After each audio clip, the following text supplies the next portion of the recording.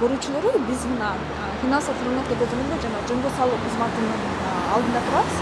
Биз жакында эле эске сала кетсек, Сомо KG компаниясы тууралуу иликтөө жүргүзгөнбүз. Сомо KG компаниясы мына ошол дал ушул көзөмөл кызматынан лицензия алган, ломбарддык негизде лицензия алган.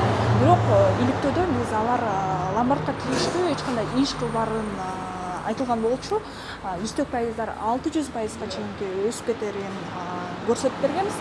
Мына ушул боюнча биз Сомо KG'ге лицензия берген кызматка бир катар суроолорубуз менен келдик. Биз бул кызматтын төрагасы менен да бүгүнкү сүйлөшүүгө аракет кылабыз. Анан силердин иликтөөңөрдүн негизинде кечээ карап көргөндө бул жерде булар ломбарддык гана ишти алып жүрбөгөнүн көрүп атабыз. Башка дагы бир предпринимательский деятельностьтарды алып кетип атышыптыр. Бул боюнча эмне күрөө таштамак эле? Булардын условиясы боюнча булар ломбард негизи мыйзам боюнча выдает краткосрочные займы под залог движимого имущества.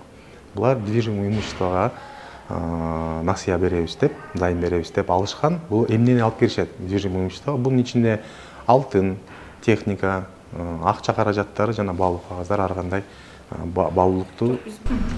Буга чейин эч кандай жаап жүрчү эмеспиз. Буга чейин силер билген эмессиңер ушундай эмненин алектенерин? Жок, кандай нерсе бизге 50-ге жакын кызматкер бар. 50-ге жакын кызматкер билген эмеспи ушундай.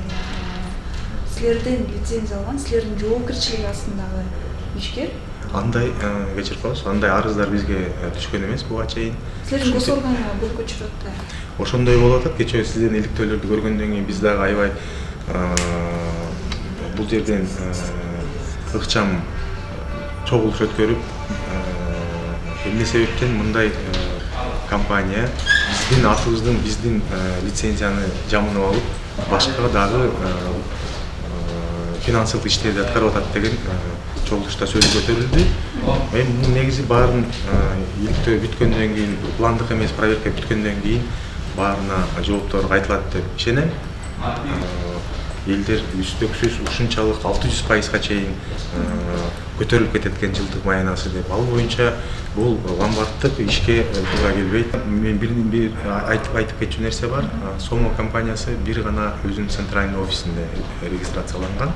Жана эч кандай Токтогул 249 болсо керек. Сиз барганбыз. Торговый центрдин ичинде экен. Бир гана офиси бизден тастыкталган, регистрациядан өткөн. Калган филиалдары биздин реестр боюнча регистрацияда жок. Андыктан айта кетчү нерсе, бир гана центральный филиал иштеген укугу бар, калган филиалдар иштеген укугу жок болчу. Ал нерсенин баары дагы эми пландык эмес текшерүүдөн кийин баары жыйынтыктарын айта алабыз. Ички шаарындагы ондогон Сомонун филиалдары булар мыйзамсыз иштеп келген. Алар ломбард катары өздөрүнүн милдетин аткарбагандан тышкары, алардын калган филиалдары да мыйзамсыз болгон. Ар бир ломбарддын филиалдары мыйзамга ылайыктуу өздөрүнүн необходимый документтерин чогултуп, бизге филиалдарында регистрациядан өткөрүш керек. Оздо ломбард Сомо андай филиалдарын бизден регистрация өткөргөн эмес. Бир эле жана бир центральный офиси бизден офистен регистрациядан өткөн. Андан кийин залогко эч нерсе бербей, же болбосо без залоговый кредитование болсо, бул уже ломбардка тиешелүү эмес. Мисалы үчүн силер айтып атпайсыңар, жантан бери жабырлануучулар менен сүйлөштүк деп. Кандай ошол алар эмнени үнөтсө болот силерден? Карыздардын баары, элдер кайрылган суммалардын баарын текшерип чыгып, жокко чыгарууга аракет кылабыз. Бул себеби деген мыйзамсыз деп эсептейбиз. Текшерүү жүзүндө баарын. Демек, ошол ашыкча үстөк пайыздагы суммаларды жокко чыгарууга негиз бар. Обязательно. Ломбард катары себеби дегенде алар укугу жок кандай нерсенин пайыздарын көтөрүү. Мораторий деп атпайсызбы? Ишкерлерге мораторий жарыяланган депчи. Бирок алар лицензияга ылайык иш жүргүзбөсө деле көзөмөл жүргүзө албайсыздарбы? Эгери мындай алардан бизге доомат келбесе, жүргүзө албайбыз. Аты ошондой болуп калды. 2019-жылы бердик. Быйыл 2023 жылы бери дагы жалып болгон эмес. Өзүңүздөр мындай сайтын ачып текшерип көргөн жоксуздарбы? Жок, ал жакта мындай да дагы бир жолу. Мораторий болгондон кийин биз эгери тиги мекемелерге чыгып текшерсек, бул мораторияны бузган болуп эсептелет. Мамлекет кызматтары. Онлайн деле текшерсе болот да. Онлайн отчетторду биз алып атабыз. Ал отчеттордо эч кандай неме жок, кандай. Кандай отчеттер чыгат? отчеттор алар бизде кандай процедура болсо ошол отчеттор берип жатат бизгечи. Мисалы ошол канча каражат бөлүндү, канча адамга бөлүндү, ошолорду жазат бизде болгон. Залогко эмнени алабыз? Алар бизде процедура боюнча эмне болсо ошонун баардыгын. Биз бул компанияга менимче эсимде 3 жолу отказ болгонго буга. По-моему 4-чү жолу берилген да буларгачы. Андан кийин биз буга чейин эмне үчүн бул компанияга биз көңүл бургандыгы себеби бизге доомат келген эмес, жалоп болгон эмес да. Азыр жалоп келди, биз сөзсүз буга реакция кылабыз. Ошону айтып коеюн. Кыскасы айтканда реакцияны мындай болот. Биз барып текшеребиз. Эгер ошол жазылган факттар аныкталып чыкса, анда биз алардын лицензиясын чакырып алабыз. Ошол. Лицензиясын кайтарабыз. Конечно, ошондой. Буга чейин Финнадзордун ишине ушу сомонун ишмердүүлүгү көйгөйгө түшүрөт деп ойлойсузбу? Албетте. Биз регулятор болгондон кийин биз аларды сөзсүз текшеребиз. Эгер алардын иши туура эмес болсо, биз аларды өзүнүн ордуна коебуз сөзсүз. Понедельник, вторник күнү Кудай буйрса ошол чечилгенден кийин эле биз силерге маалымат беребиз. Макул? Жоопкерчилик боюнча албетте. Жоопкерчилиги кимдин? Ошо Финнадзордун сиз өкүлү катары, төрагасы катары. Мен төрагасы катары. Ушунчалык мыйзам бузуу болгондон, лицензиядан ашып түшүп иш алып баргандан. Сиз суроону кандай? Биз мыйзам жагын карайбыз. Алар бүгүнкү күндө ошо мыйзамды бузса, биз алардан чара көрөбүз аны.